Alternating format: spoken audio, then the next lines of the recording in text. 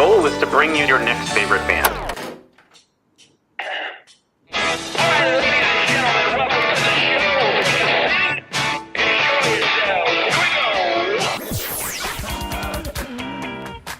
Thanks for having us. This is a very cool show. Yeah, so through many iterations, and we finally landed on the weirdest one by far. Yeah, simple of feelings, and boom, you got a sound. I remember this one time. I'd been writing some songs, and I went out. I'm just going right in on this story. I went out, and so I was. The story's longer than the song itself. We'll go ahead and play it. And listen, it's going to be everybody's favorite band.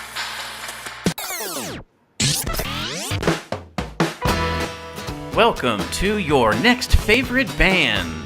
That's both the show title and our promise to you.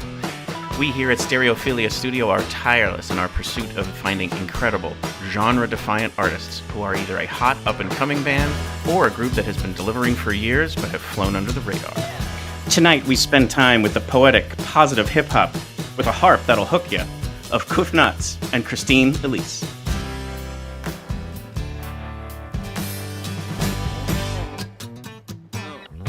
Each month, we will bring you live streams, audio podcasts, and perhaps even a live concert where you can listen to the stories and hear the music of artists personally curated by us based on what we feel will be worthy of your time.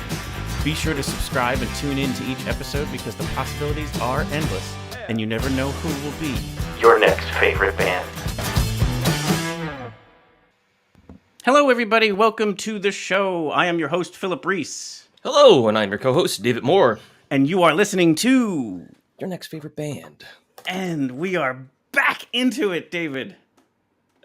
We're like rolling, it's like getting on a bike. We just had to figure out how to put the wheels back on. You ever changed a tire on a bike recently? When was the last time you did that? Like you're like 12? It's hard to do. It is, but somehow you managed it as a kid, and now I feel like I would break down crying and probably call AAA. I bet they would do it if you slipped them with like a 20. I mean... I'm not saying bribe the AAA guy. I'm just saying it may help. Right. Yeah, no bribing. But yeah, like we kind of chatted before coming on. It's been a minute here. We're in the middle of October, and it's been 2.5 months since we've done a quote normal episode. Yeah, we've had a sort of an explosion of content that was outside of that. I was unable to make a couple of them for either Mother Nature reasons or logistical reasons. Right. So lots of stuff. Yeah, I mean, the world showed up, and so, sometimes doing one of these interviews is difficult, but I'm happy to be sitting here and talking today. Absolutely, and we have a great one today. Oh, it's going to be fantastic. We've got Kuf and Christine, Elise, and it's going to be I actually been looking forward to one ever since I saw them at Musikfest, which we saw them in August. Yep. I was like, yes, put them on the list, Phil, and Phil was like, already done that. Yes. So he was already a step ahead of me on that one. Yeah, we were lucky enough to have gotten a clue into. I mean, being near Philly, obviously, we're going to pick up some of that. Sure. Some of that music scene. But even before then, I had just had somebody kind of a little birdie whispered in my ear about how great Kuf and Christine Elise were, and so been on the lookout for them. Unfortunately, hadn't been able to see them play live until Musikfest, and now I'm a major fan. But before we get into the interview, I did want to clean up a few things here. One, not music related, but I thought this was an amazing story to share. So became aware of this letter that was written by Madeline. I'm going to guess probably somewhere between 6 and 9-year-old in California. Writes this letter that says, "Dear LA County, I would like your approval if I can have a unicorn in my backyard if I can find one. Please send me a letter in response, Madeline." So obviously that goes off to the state government and could do many things with that, right? Sure. Most of those things, like those kind of things, disappear into some sort of, black box file that never gets, seen again. Right. But here is the response from LA County Animal Control and Care. It says, "Dear Maddie, thank you very much for your letter regarding permission to have a unicorn in your backyard. I am pleased to fill you in." I'm sorry, I'm going to need to pull this up on something else that helps me see it. Do you want to read it? I can see it on mine. You can? Good. Yeah, go ahead. So I'm pleased to tell you that the Los Angeles County Department of Animal Care and Control does license unicorns under the following 5 conditions. 1, the unicorn must be cared for in compliance with all animal caretaking regulations set forth in Los Angeles County Code Title 10. The unicorn is given regular access to sunlight, moonbeams, and rainbows. The unicorn is fed one of its favorite treats, watermelon, at least once a week. The unicorn's horn must be maintained and be in good health. This requires polishing at least once a month, but the soft cloth and sparkles or glitter used on the unicorn must be non-toxic and biodegradable to ensure the unicorn's good health. And then there's more things after that. I don't know if you need to read the rest of this, but that list is fantastic. But yeah, kudos to Marcia Maeda, the director of the Animal Care and Control in California, and just thought that was great. Like, who knows what that's going to mean to that kid as they grow up, knowing that if they found a unicorn, they were allowed to keep it. It also is a good sort of step for showing your kids, don't be afraid to ask questions, because you never know what's going to happen. And so in this case, maybe that moves her ahead, and we'll all be talking about Maddie as president in something because she asked the right questions. Also, unicorn platform. Right. And yes, you can have this, but there's responsibilities involved in it. So correct. All sorts of greatness there. So I just thought that was a great story to share. But thank you for that. And one other thing, just kind of a sneak peek preview. I had this is going to be a unique episode when we can edit it together, and you'll understand why once I share a little bit. September a year ago, we brought on the only tribute band in our history, the Radiohead tribute band. And been staying in touch with them, seen them perform a couple times, since then, obviously at Musikfest again. And at Musikfest, they just said, they were like, hey, would you ever do like a gear-focused show? And I was just like, yeah, that would be really cool to talk about like a behind-the-sound kind of, how do you achieve the Radiohead sound? So they gave me some pretty cool access to them. They performed in Bethlehem at the Musikfest Cafe end of September. And they let me come in while they were doing setup and sound check, and then we interviewed a little bit on stage while they talked about their stuff. So I kind of just wanted to drop a little bit here so you can kind of get a little bit of a sneak peek of what this is going to be like. It's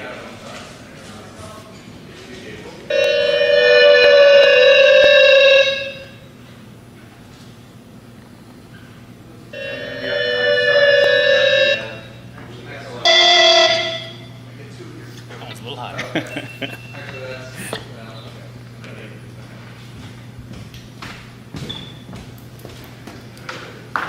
So you can see there, we'll obviously edit that together and make it a little bit more kind of like narrative in nature. But here's another little tidbit of where we were chatting about. Well, first things first, we're going to kick off with there. So that's why we have the aux toms set up.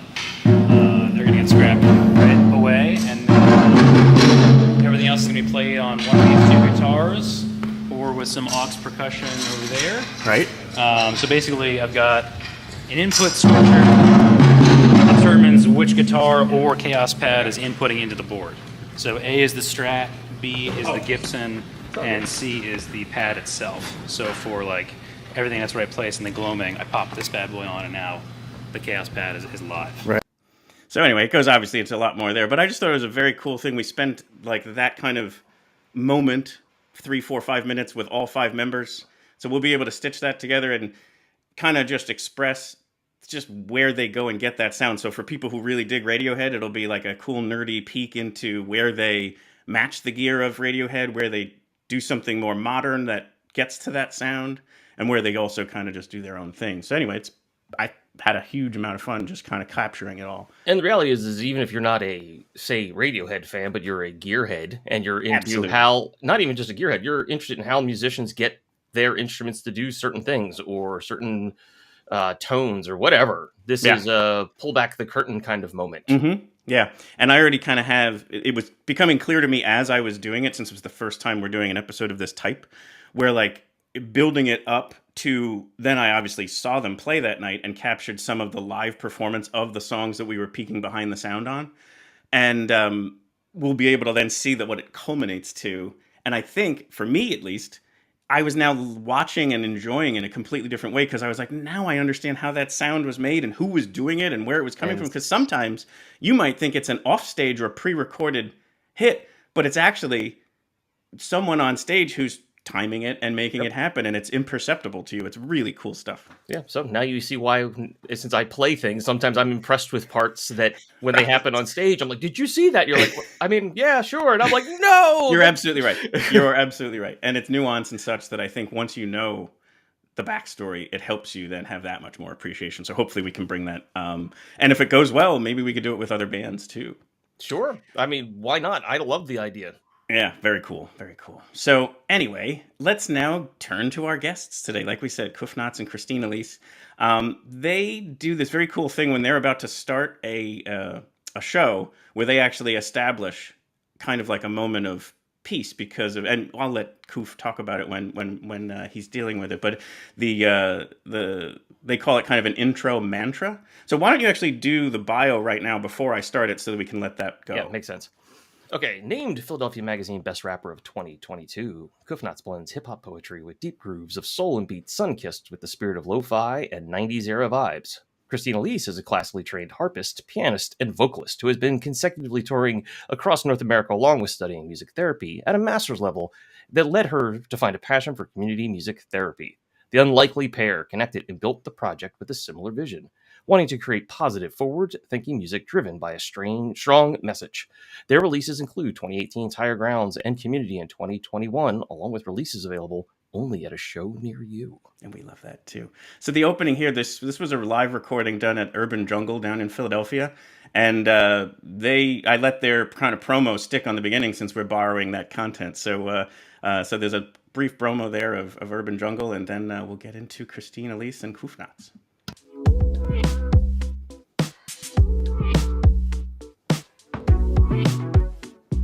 Hey, welcome to Urban Jungle, your local South Philly plant store. We're happy to host this live session in our upstairs greenhouse. Come check us out if you're ever in the neighborhood.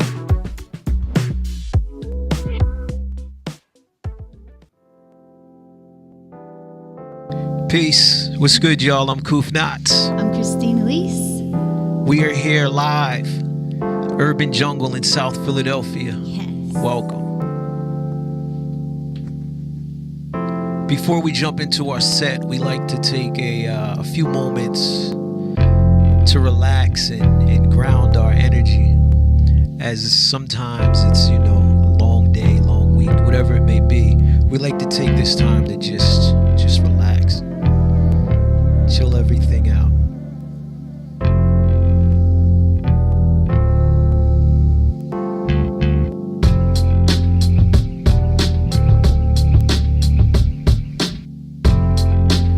Today we plant the seeds for the life we long to live.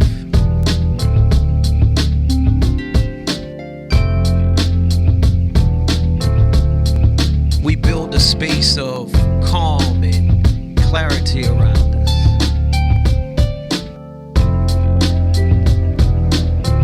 We are open and willing to flow with life's changes,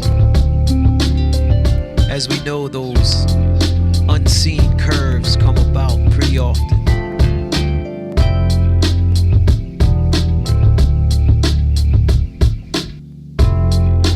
No one can distract you from this moment other than yourself.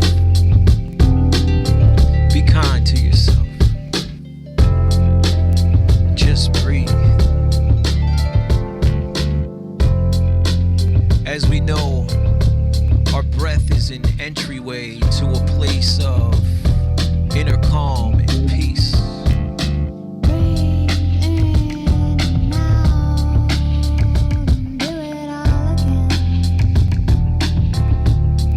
Today we seek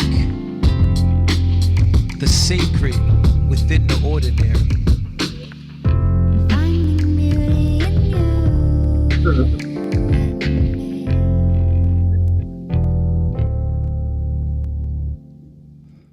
Normally, I end up kind of putting this lower and introducing the guests sooner, but I just love this vibe. I mean, welcome to the show, Kuf Knotz and Christine Elise.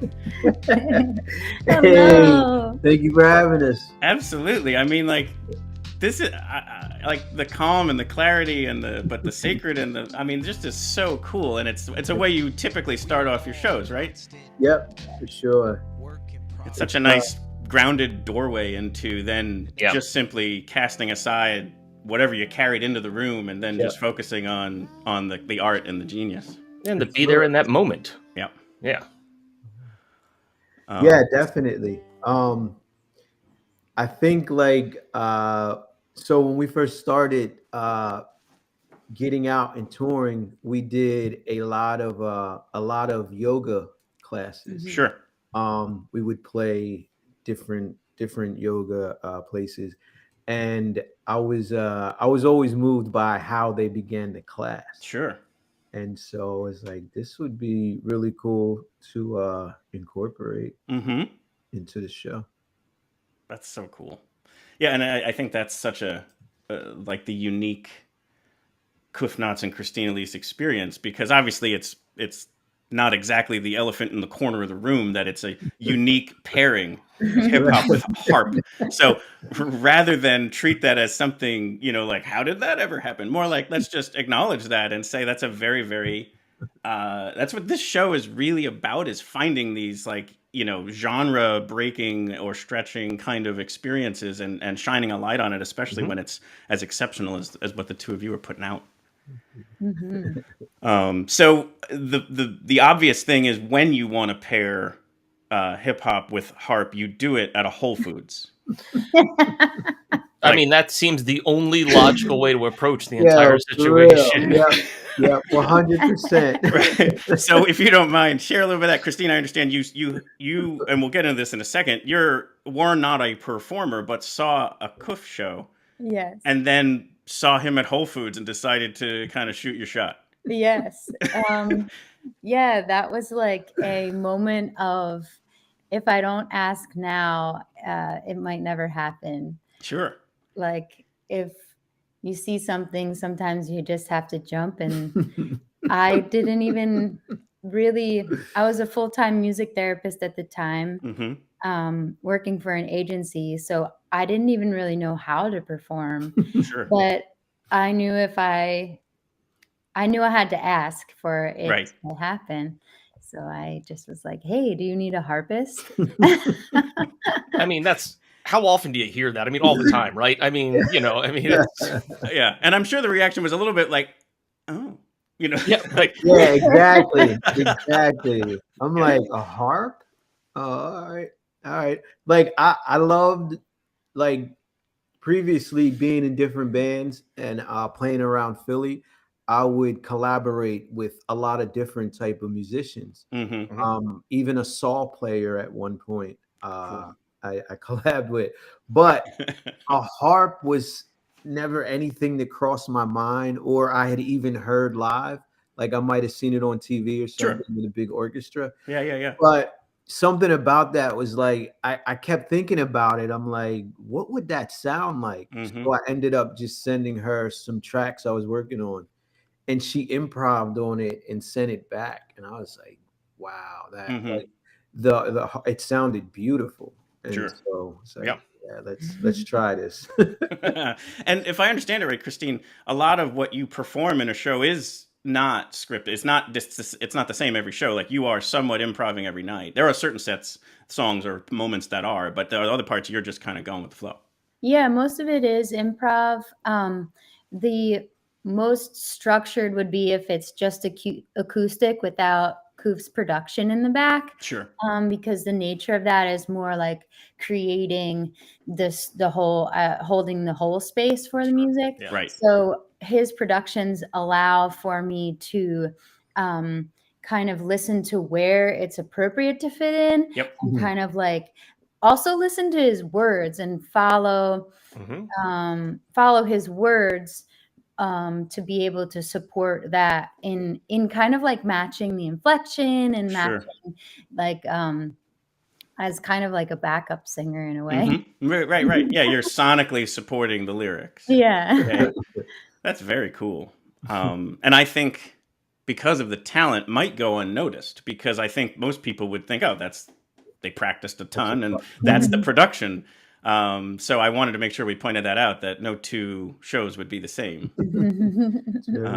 Yeah, so that's very, very cool. So we always like on this show to really kind of go back to the roots. And so if you don't mind, we'll take a peek back into both of like how you got here to this moment. And so Kuf, I understand it right, like two inspirations from when you were growing up. One was your grandmother was a singer of gospel music, I understand? Singer, yeah. And your brother was involved in hip hop. So if you don't mind, spend a little time there talking about like how that inspired you to go after. Yeah. I think with my grandmother, just literally around the house all the time, she'd always be singing, whether it was humming or actually singing. And then having to go to church every Sunday. Sure. I would see her performing there in church. And I think it was something about the essence or the feel of gospel music Sure. that I really connected with. I probably didn't know too much about the words or but there was something in the melodies and just the feel of it that I really connected with. And then with my brother, I mean, you know, he was my older brother, and I always wanted to be like or copy my brother. Yep. And he had a group. It was him and another person, and he would rap, and the other person would pop or break dance. And they'd always be in the basement practicing or in the house practicing, and I would always sneak down there and watch them. And so yeah, I always wanted to be like my brother in that sense. So I think that really inspired me. And also it became like, once I really started like studying it, it became a kind of a source of an outlet, a creative outlet. And so yeah, I just really connected to it in that way and started pursuing it. Yeah, I had like, as I'm bringing together like these elements of research for the artists, I was putting those two pieces down, and I was like, I had this image in my head of young Kuf, like either sitting on the steps or in his bedroom, and the grandmother is singing gospel music in the kitchen, and the brother is laying beats in the other room, and it's coming together into this very spiritual hip hop thing, and it sets your foundation for where you land. It's like Nan's cooking in the kitchen, and I'm smelling that, and my brother's in the basement rapping, smoking weed, and I'm smelling that. So it's a olfactory along with auditory sensations is what's going on here. Yeah. The whole experience. Yeah. So that is terrific. But yeah, I just think that's always great to kind of peek into that. Also, is it I don't know if it's, you get given the name Kufi, which is West African, meaning born on Friday. I assume you were born on a Friday, but also spiritual warrior. Which it seems like you're doing that work just through music. For sure. That was a name that was given to me in college. And I kind of cut Kufi in half, just a Kuf. And then Knotz is just my hair, like the knotty hair. And I feel like I kind of embrace that, and whether it be consciously or unconsciously, it somehow worked in that way. And Philly is where you're kind of in this time frame, the 2000 aughts, I guess you would say. You also are part of the song Unstoppable that becomes like the World Series champion Phillies like theme. That's super dope. That was and super random. Like, I honestly never really been a huge baseball fan. Leave that out now that it's already happened. Good thing you didn't say that back then. But I was in Boston working with G Love. Who was we were recording something different, and he's like, yo, I'm working on this Philly song, you want to lay a verse, see if they like it? And I'm like, of course I want to. I don't know much about the Phillies, so let me go online and do some research. And so I looked up all the names, and so I threw a couple names in there, so it was like I knew what I was talking about. But mainly the verse is just about like I guess what I rapped about, since I didn't know much about it, were pretty basic things. But it made sense for the the But song. I think that team really did bring in people who had no interest. It was such a easy to root for team. It definitely was. Yeah, and I just think it almost speaks to how cool that just swept the city at the time. Yeah, that you got brought into it. So that's definitely. very cool. And then like Chuck Treese was playing drums, and Don McCloskey. He wrote the chorus, and I'd worked with Don plenty times before, like doing shows and stuff. So it was a cool like coming together too with other Philly musicians. It was just very communal. Absolutely. So very cool. Thank you for sharing that. And then some other cool things, but that kind of trying to trend up to this 2011, you record that Boombox Logic album with Mad Dragon Records. Oh yeah, which is the first student-led record label through Drexel. It was beautiful. Yeah,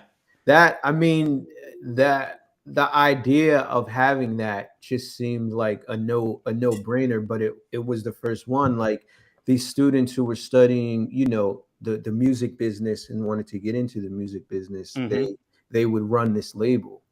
And it was great because they were hungry and wanting to do this.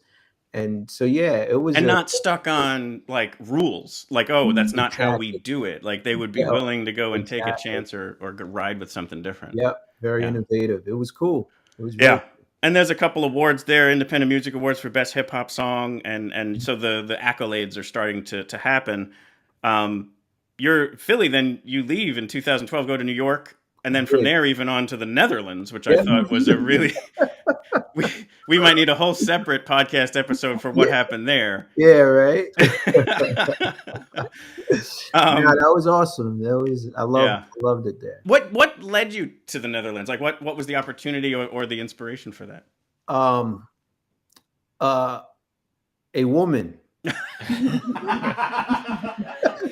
Let me open my stop right there. Let me open my secret envelope. That's the guess I had.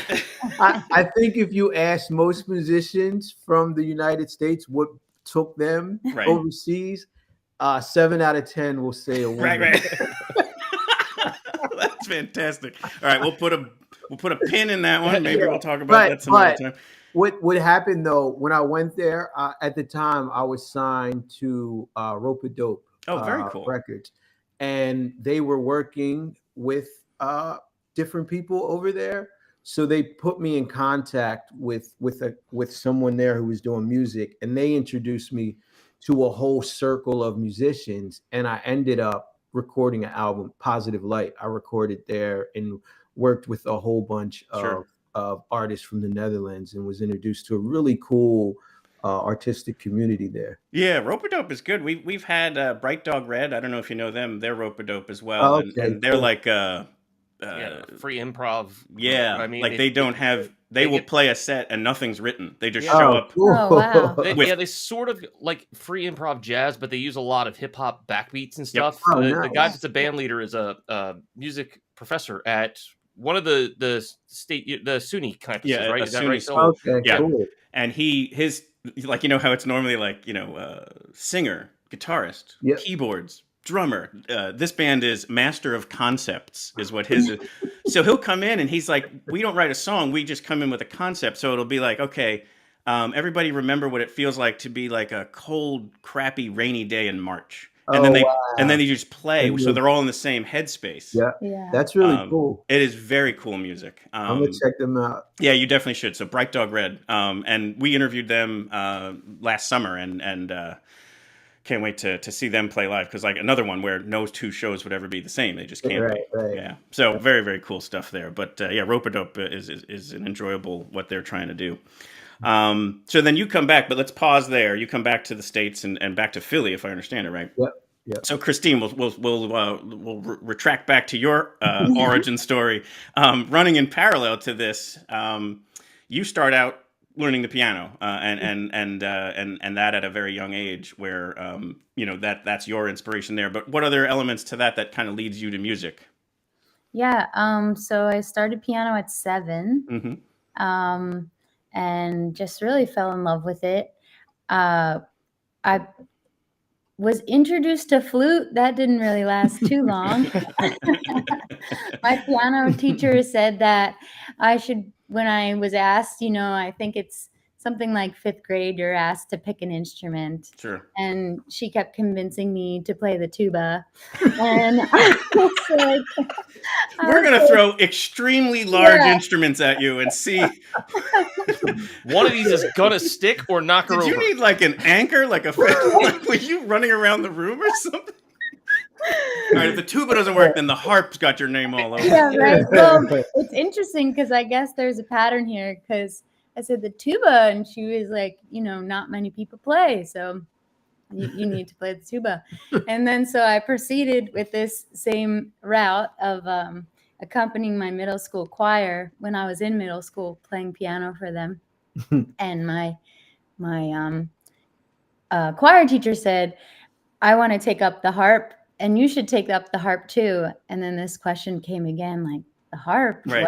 What? I thought people didn't even make that instrument anymore. Like I can see a kid asking that question. Like I saw it. I had never seen one.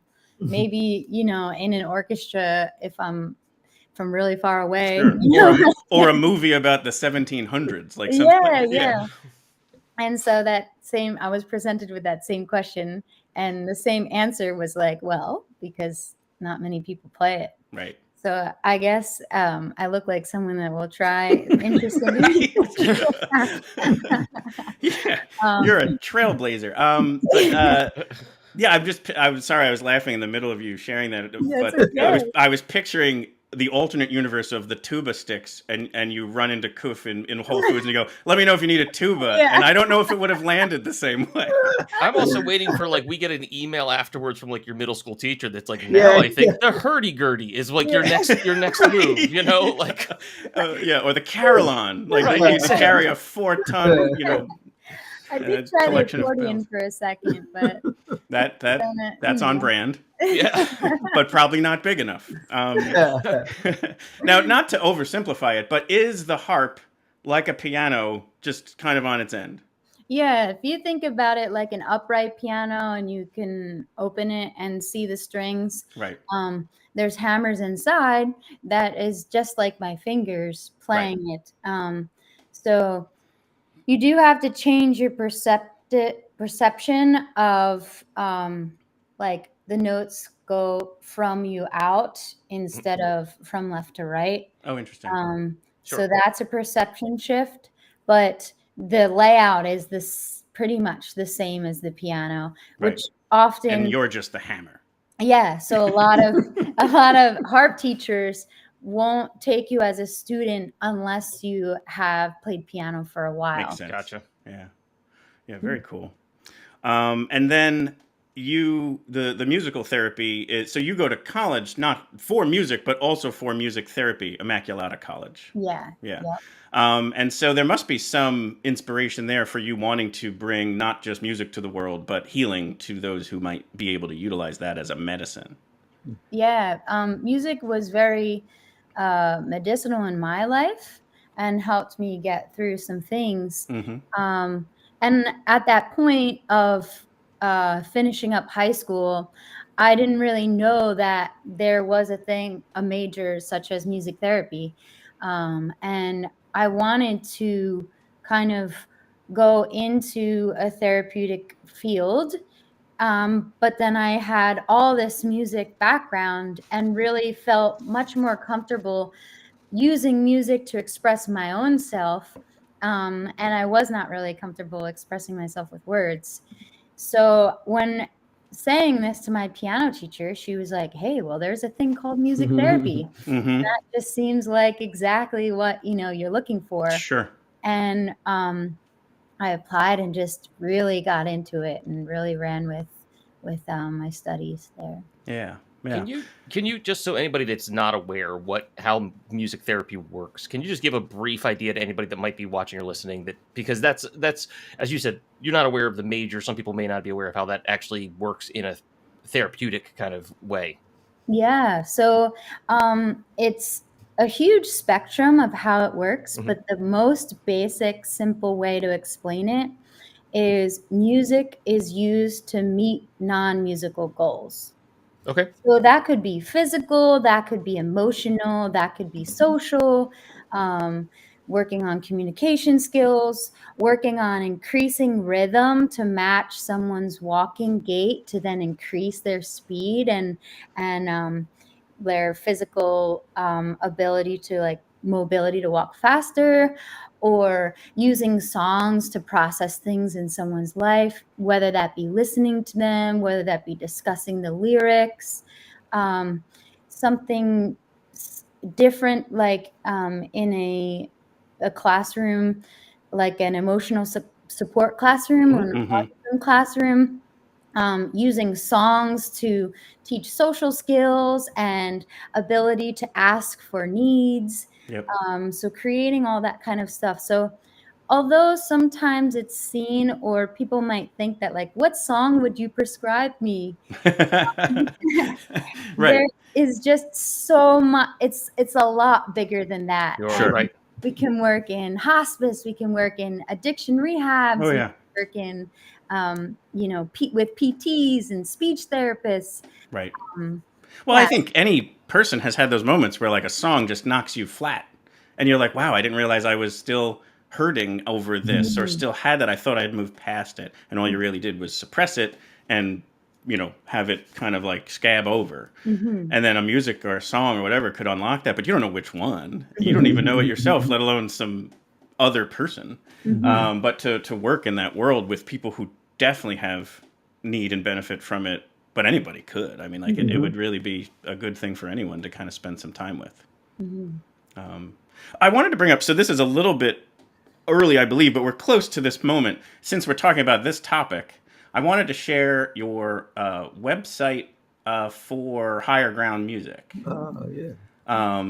And to kind of share that this is a thing that you all do. So on the screen now is highergroundsmusic.com. And it is basically an organization that you both founded in 2018. That's everything that you kind of just talked about: motivational classical hip hop, foster community growth, and there's tons of great things. Let me click on the programs and services here so people can see. There's the yoga that you were talking about that is still part of this, but then there's workshops for schools, community advocacy, faculty development, mental health workshops. All these different things that you all would be able to be approached to kind of help with, and you're doing this quite often. I know you were on a run just recently of doing some of this. So anything else you can share for this or just promote it so that people become more aware of what's available? Yeah, it's came out of work that we were already doing pretty much. And we wanted to incorporate music therapy. We wanted to incorporate community engagement. And part of our mission is to bring music to places that might not have music already set in place. And therefore, that just opened up a whole range of places where we can hold these workshops using our music, help people release music that they have not released before in that process of getting promo pictures and that whole thing, working in faculty development. Say a business wants us to come in for a workshop.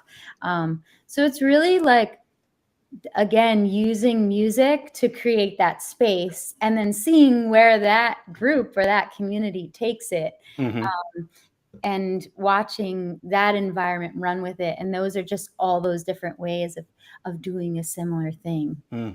Yeah, and I just think it's an extremely special thing that you all offer. And, it is not necessarily connected to your music website. So there's this, I wanted to make sure we put some connective tissue there so people knew that you'd be available as musicians, but also as healers, I guess you might say, as a resource for people to kind of have as part of either a community, a workspace, or even just, people who want to reach out and get some guidance. So thank you for that. Yeah. Oh, and thank you. But to kind of like, so this is now 2017-18 is where we've now caught up to. We've spent some time in Whole Foods. We've put our harp skills out there, and magic happens. So it's 2018. You come out with the album Higher Grounds, in I guess again in parallel with this Higher Grounds Music organization that's help for people who need it. But you put out this album and it's great. And one little tidbit, so not only talk about that, but also the fact that it's not out there for streaming. It was something that was available only at shows to really create a special, treat for those who were lucky enough to grab it. Yeah, that was, it's funny, and we still haven't put it up online yet. I think we have 2 songs up. Yeah. I think originally, I don't even know if it was a conscious decision at first. We just were excited to be on the road and be out. Like we had this album out, and so we got like 5,000 CDs. I mean, even in 2018, 19, that was probably pretty crazy because had shifted long ago from CDs. But we were excited, and also, like, honestly, Spotify and all that, it was like I was more concerned with making music, and then I wasn't even thinking about like. And yeah, they were way in their infancy, so like it was only just kind of starting at that type. It's not quite the behemoth that it is now. Yeah, for sure, and we were selling a lot of CDs, so it was just like, all right, we'll just keep doing it. And then, you know, it would be that thing where some people would be like, yo, I don't have a CD player. Can I, like, it's not on Spotify? So we thought about it, but then we also were like, at that point, like, you know what? Like, if it's not broke, don't fix it. Like, we're selling CDs, let's keep selling them. And we can make it like a thing. Like, hey, if you want the album, you got to come to the show. Right. You know?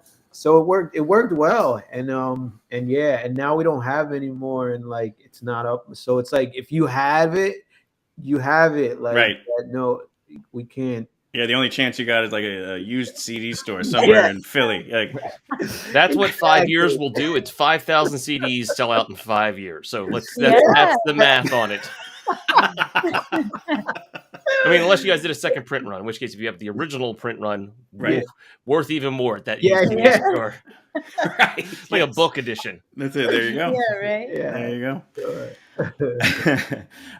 Well, I wanted to get into some more music here, and the song we were going to feature is an homage to Philadelphia. It's PhiLOVEdelphia. That's off of the next album that comes out in 2021 called Community.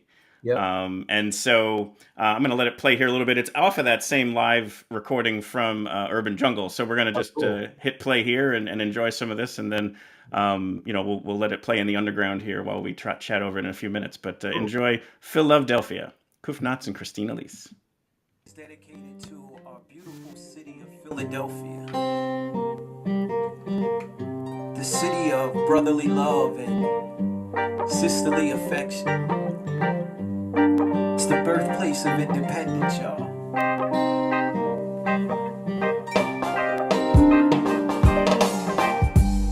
Welcome to the 215th, the land of crazy skaters, graph writers and spliffs, small streets, big dreams, and starving artists. The place where the elders spread their words to the youth, the land of Fresh Prince and the Roots, the Liberty Bell, City Hall and Love Park, South Street in the summer, some parade with mamas, West Philly rosters, South Philly hustlers, North Philly drug spots, anything under the sun you want they got, believe me they got, it's the place of the underdog, Sly Stallone, remember Mo Cheeks, Dr. J, Mo Malone, see Philly had the dome, all you out of your zone, Northern Liberties, that house, all the hipsters, Center City white collar, Old City pop collars, yeah, it's Philadelphia. Diversity.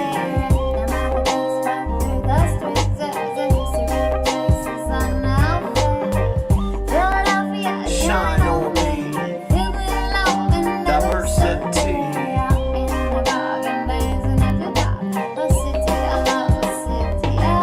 Yeah, P's for the people that keep the city live. H is for the hustle, our cities do or die. I is for ill, that explain us well. Yeah, ill is in dope, it ain't hard to tell. L is for the love that the city project. The other L's for the love we hold for music. Y's for the youth, yo, the future's yours. The city breeds stars, we nice with ours. The PHILLY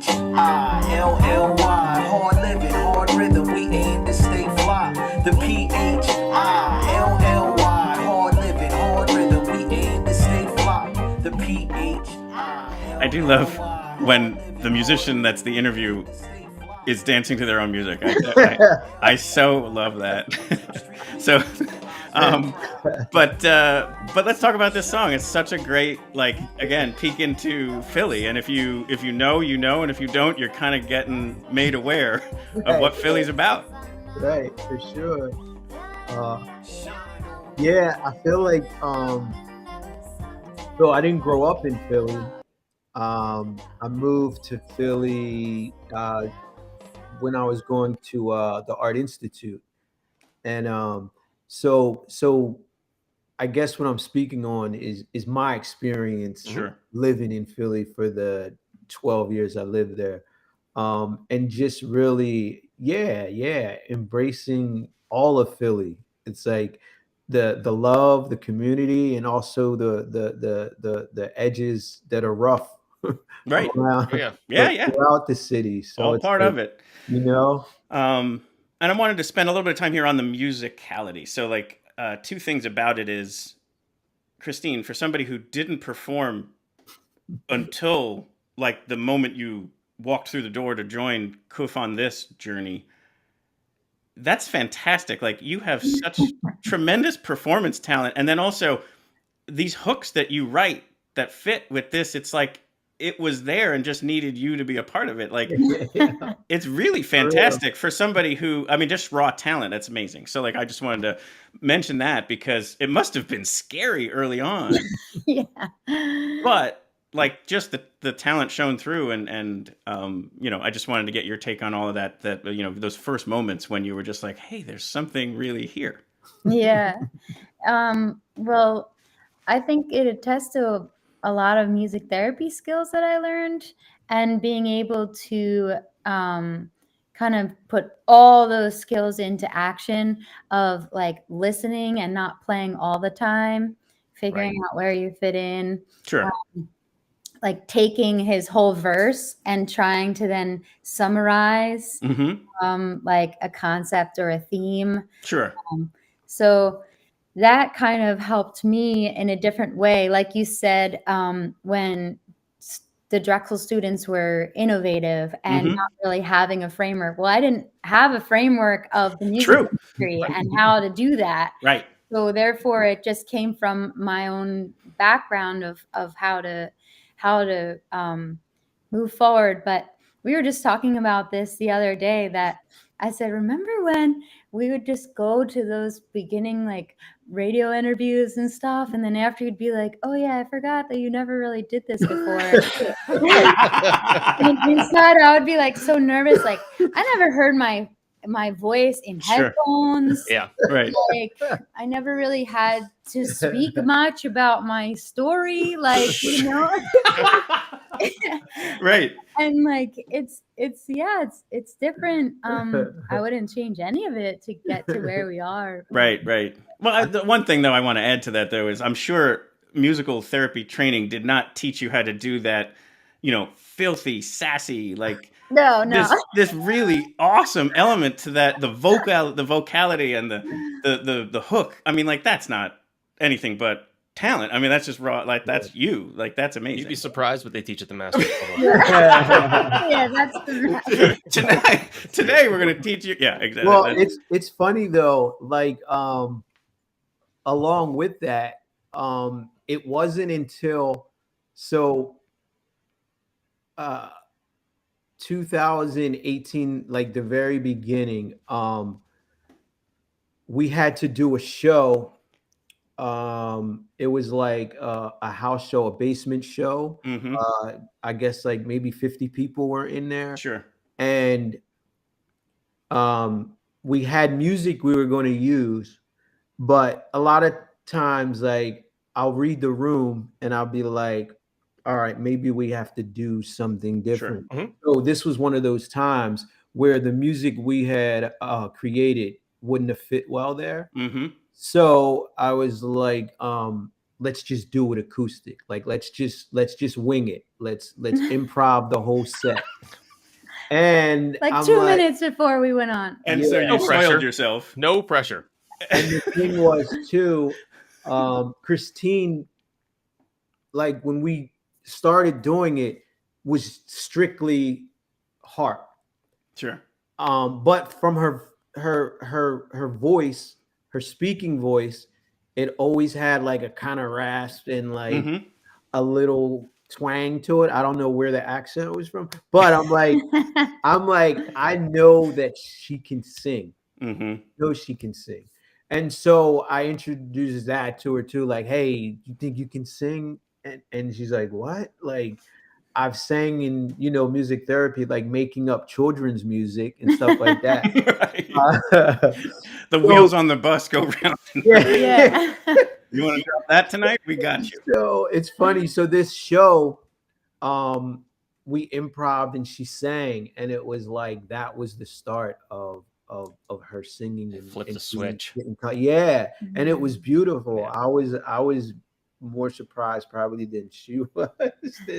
But just there was probably moments where you're on stage and you're like, yeah, I'm like, yo, yeah, like this is great. We gotta keep this creative flow and energy that's happening. Like we gotta capture that and keep it. Very cool. Yeah, very it was cool. Really cool. And then in the other element I wanted to touch on a little bit, because I think it's very cool too, is the songwriting is also very balanced, where sometimes you'll have beat and lyrics and you'll go to Christine for a hook, or sometimes you'll have the hook and you'll go to Kuf with that to say, hey, what do you think of this? And I just think that's very cool because it's very balanced. I heard about that. Yeah, for sure, for sure. And even with the production, because Christine is such a good musician, she really helped me craft and get better and more comfortable with creating music. Yeah, because that's not something I've always done. That's pretty new, like to this project. That's when I started being comfortable enough to go down there and having. She used her musical therapy on you.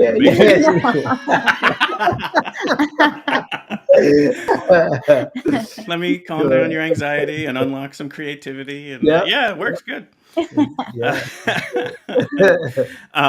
But we do something on this show a lot called wish casting. So like we'll say, oh, I would really love to have, actually it worked here. We were saying to ourselves, we'd love to have Kuf and Christine on the show, and here we are. So another one that I had recently, so another band that played Musikfest was this band called Archive. And they're based in New York City, so they would be close enough for you. And the wish casting that I'm doing today is that I hope you collaborate on a song one day. All right. Because what they do is so you'll have to check this band out too. I'll send you links to both of them. But so Archive is two people, a cello and a violin. And they are Juilliard classically trained, but they are in some ways approaching the songwriting in a way that isn't traditional. Sometimes they even use electric cello, electric violin. Oh, nice. Sometimes they put beats down to play it towards. And so I just think if you put a collaboration around that would be incredible. And so the other element to this is I interviewed them live during Musikfest on the Friday when you guys were performing. And so I always play snippets of the bands that I'm highly recommending from that day before I bring on a guest.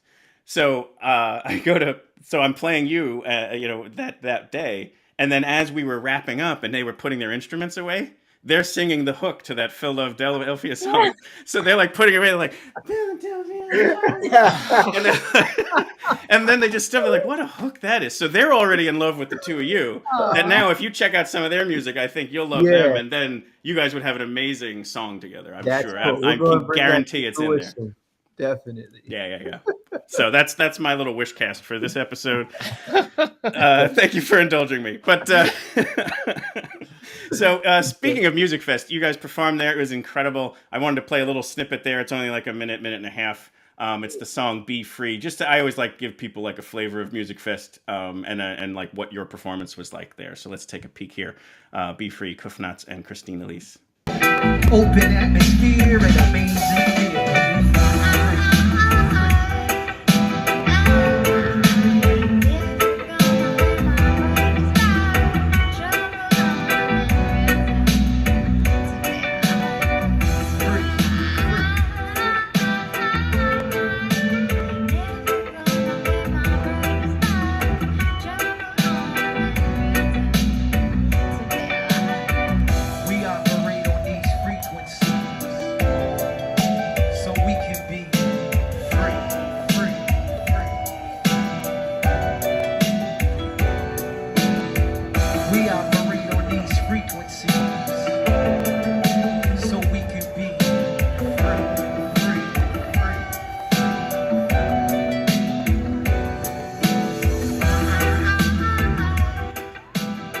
So the set was magical. You had a great audience for it. What'd you guys think of Musikfest? That was great. It definitely was. I had played Musikfest, I think, oh man, maybe like 2016. Got it. And I loved it. That was my first time up there, like Right. experiencing all the music going on. It was amazing. So we were super excited to be there and play. And it was a cool stage, and where it was located. Yeah, cool. that old courtyard that's behind the buildings there is a really neat space. Yeah. It was Yep. super cool. One of the cool things about that space, just real quick, is it's been one of the stages that's been used every year. There's Musikfest, but the trees, you can see photographs, you can figure out what year it is, basically how big the trees are that have grown in the courtyard. Wow. That's awesome. Yeah. Yeah, because it was 40th year. This was their 40th year doing it, so it's pretty amazing what they've done, and it's just gotten bigger every year, and it was so cool to see you guys on the bill. We were thrilled to have it there, and that led to us being able to meet afterwards and set this up. So it's always a blessing for us because it's such a nice access to so many great bands and get to see them perform. Like that's the whole point of this show is we're only going to bring on people that we've already vetted are going to be your next favorite band. Now, it may not be your genre, or it may not be your style, but it's still going to be, you'd never deny the excellence and the talent, and the story's great. That's because the artists are so cool, not anything that David or I do. But the whole point there is like, this is exactly what Musikfest and then our show is about, is bringing, a sound like yours to their ears and their eyes. So couple last things I just kind of wanted to mention here before we have you promote some stuff. You had a song on Always Sunny in Philadelphia. That's pretty cool. Well, actually, that was the idea behind Philadelphia, but it didn't hash out. Oh, so there you go. Got to do more research. A cool song out of it. Yeah, there. but I was on an episode of Sunny Always Sunny. Oh, okay, that might have been what I said. Yeah.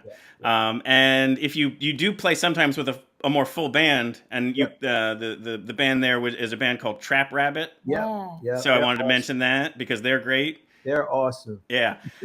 And then David mentioned off the top, Philadelphia Magazine's Best Rapper 2022. That's got to be super cool. That is. That's amazing. Yeah. So I mean, I just feel like you guys are in such a great trajectory of where you're going, and can't wish nothing but the best for you both, and can't wait to see you play live again because it's just terrific. I wanted to bring up your music site so that we can talk about some of the upcoming shows and anything else you would want to promote from there. So here's the music site where you've got your bios and then some basic info, and here's some shows. So October 14th in Philly, 15th East Windsor, New Jersey, Asbury Park. That's where you guys are now, right? Yep. Yeah. And then 21st, 22nd, Pottstown, Pennsylvania. It's a video shoot with an open call. What's that all about? Oh yeah. Do you roller skate? I do not. It would be hilarious if I tried to. Also, did not see that question coming. Right. Like that was in classic Kuf and Christine. Do you roller skate? Did not yet. So was not on my bingo card.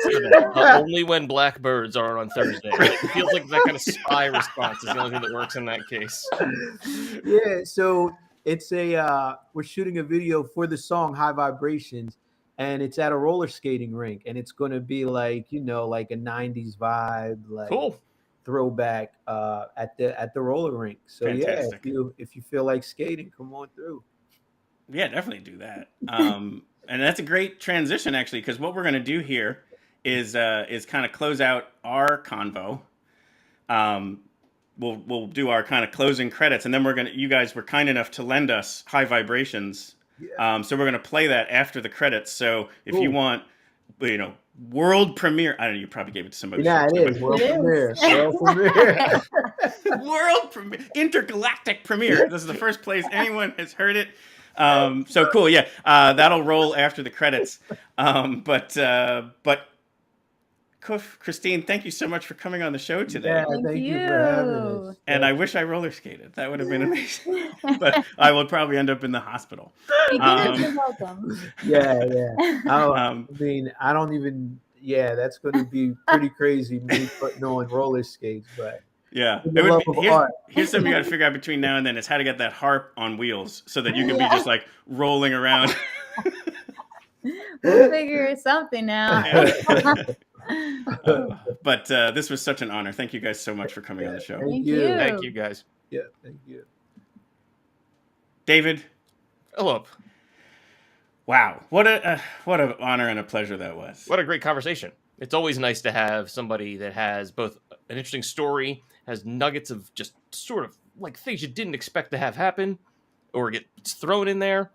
The number of large instruments that were mentioned was definitely way outside of the over-under. Right. We also learned that my vision is going. I couldn't read the screen. Yeah, well, mine at least stepped up when we needed it to have happen. So, we got that taken care of. At least. Right. And if anybody finds a unicorn, there is a process involved. Well, what we actually learned from that unicorn is the same thing that Christine did, which is don't be afraid to ask, because that's how their story started, right? Yeah. And approached him at a whole. Right. And look what happened. And there's all sorts of great, opportunities there. So, and Kuf and Christine, just such great. Oh, fantastic. I mean, the music is incredible. The performances are even better. So absolutely. if you have any chance to check them out. Oh, and I did want to mention to people, so the Community album that came out in 2021, everything is spelled phonetically. So correct. If you go into, any of the streaming services or anything, it's something where you're going to need to just go to their page and then just go to 2021, and then it'll make a whole lot more sense. But unless you're a dictionary perfectionist and can actually spell out all that stuff on your own, which more power to you. Right, exactly. We took a moment in the beginning to ground ourselves, and now let's head back to the grind of the real world. All right, Phil, let's say goodbye to everybody.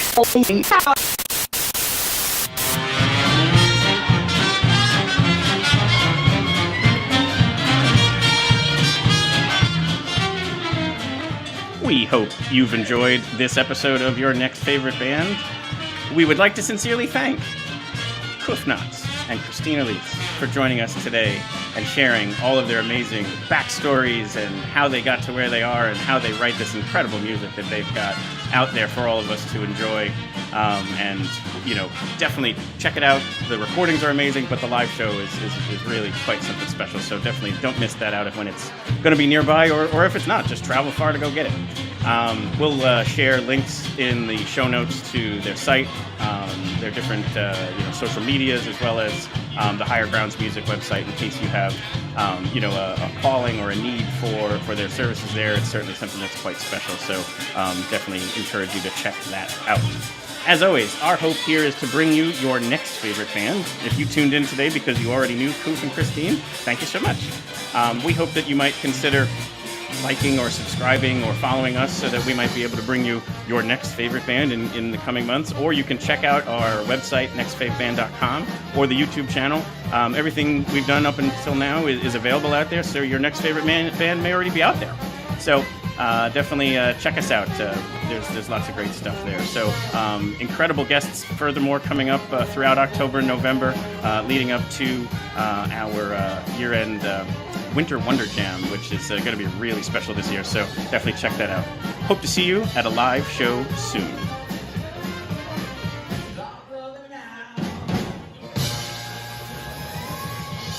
And stay tuned here for brand new music from Knotz and Christine Elise, High Vibrationz. Sometimes you just gotta exhale and let it all go.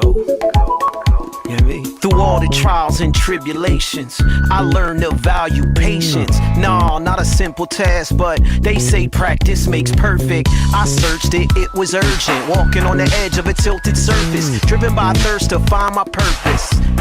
It's all divine, and this music helped me though. In times of sorrow, it pulled me through, gave me strength to reach a true place of understanding and share the tools I find more often through sounds and words. Hearts are softened, and the stress is less indeed. Let's share that jewel and be tied. Feeling in your body now. Well, life gets complicated. Drive me go to bed. Feel it in your body now. Well, life gets complicated. Turn that beat around.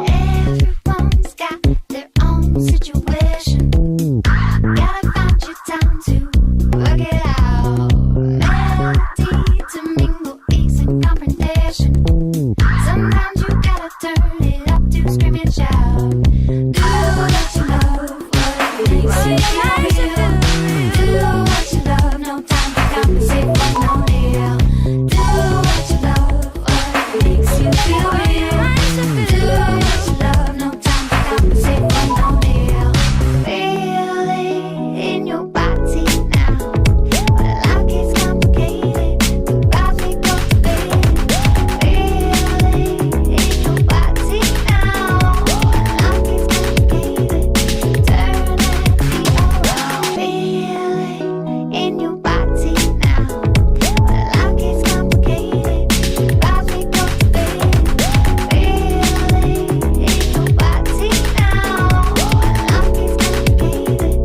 Turn that beat around.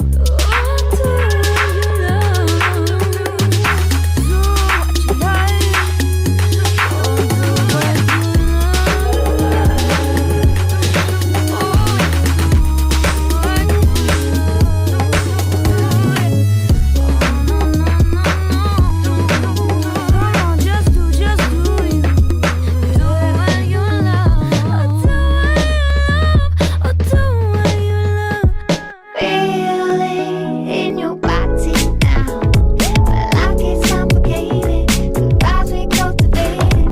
Feel it in your body now. Well, life gets complicated. Turn that beat around. Feel it in your body now. Well, life gets complicated. Drive me go to bed. Feel it in your body now. Well, life gets complicated. Turn that beat around.